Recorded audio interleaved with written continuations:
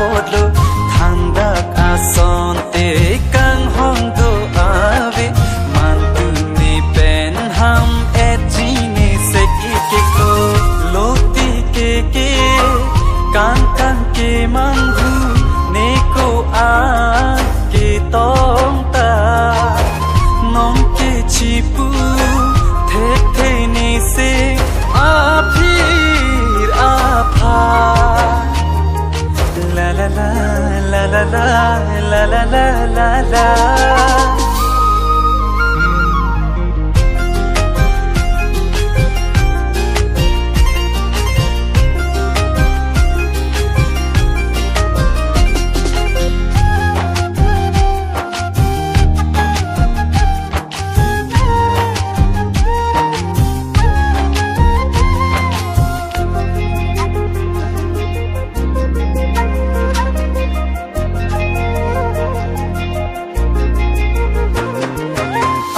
ani ke thong pen non na singka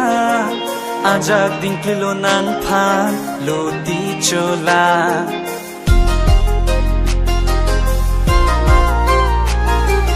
wangji mene puna ni sing che pan sa ni mi thang phan si ka che cho bai na